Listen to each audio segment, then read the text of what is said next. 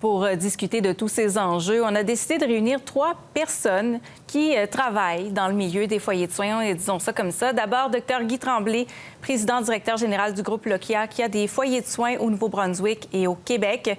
Dr Michel Dard, vous êtes médecin dans le sud-ouest de la Nouvelle-Écosse et vous travaillez dans les foyers de soins, ainsi que Roland Cormier, vice-président du Conseil des syndicats des foyers de soins du Nouveau-Brunswick. D'abord, bonsoir à vous 3. Bonsoir. Bonsoir. Commençons avec vous, Dr Tremblay, puisque vous avez des résidences pour aînés au Québec. On entendait un chroniqueur du journal La Presse qualifier la situation dans les centres d'hébergement de longue durée de génocide gériatrique. Comment on a pu arriver à une telle situation au Québec?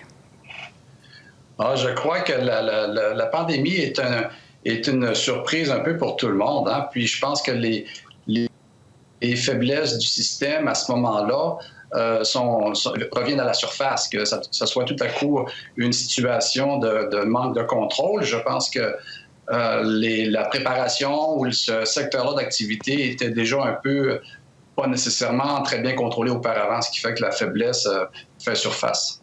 Comparons la situation au Québec et au Nouveau-Brunswick, puisque vous avez aussi des résidences pour aînés au Nouveau-Brunswick. Diriez-vous qu'on était plus prêt ici à faire face à une telle pandémie?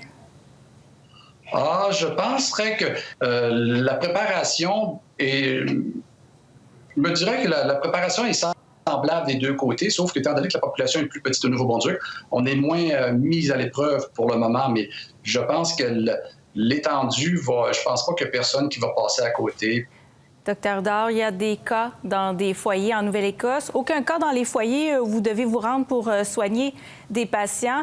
Déjà, à la lumière de ce qui se passe au Québec, est-ce que dans les foyers où vous allez, vous avez remarqué qu'on a apporté d'autres changements à des façons de faire? Bien, nous autres, on est vraiment chanceux ici au sud-ouest de la Nouvelle-Écosse parce que dans notre coin, jusqu'à date, jusqu'à hier, il n'y avait aucun cas de COVID-19. Mais, tu sais, on surveille ce qui se passe au Québec surtout. Et puis, ça nous donne de chance à faire beaucoup de préparation à nos foyers à long terme jusqu'à date.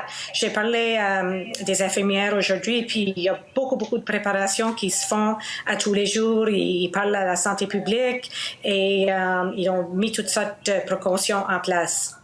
Justement, M. Cormier, vous êtes dans le milieu des foyers de soins depuis 40 ans. Vous avez déjà vu ça, une telle situation, vous?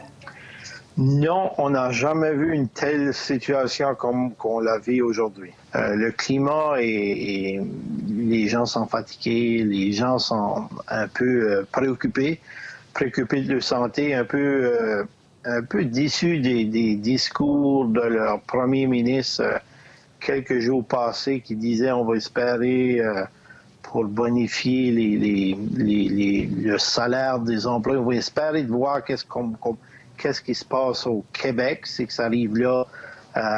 Là, il a changé de fusil d'épaule. Moi, ce que j'ai peur, c'est aujourd'hui, mais c'est qu'est-ce qui va arriver après que l'épidémie est passée. Ça va être comme compliqué d'attendre un premier ministre parler de même de notre égard. Docteur Tremblay, vous diriez que nos aînés ici en Atlantique sont en sécurité actuellement? Parce que quand on a des proches qui sont dans ces résidences-là, on n'a pas d'autre choix que de s'inquiéter. Vous diriez que nos aînés sont en sécurité?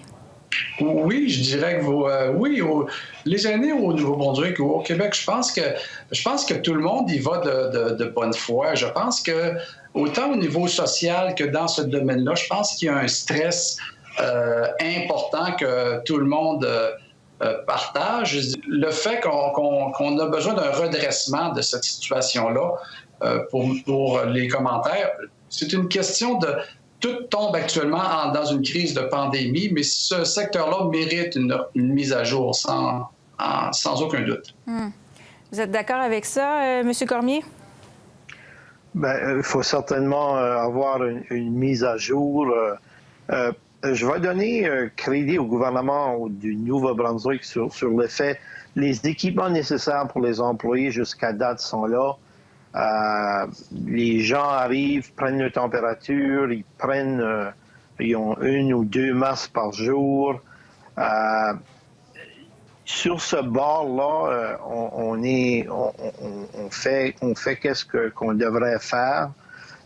Mais le moral est quand même pas là. Juste une chose, par exemple, les employés avec des masques, je suis un cuisinier, je suis pas une personne dans les soins.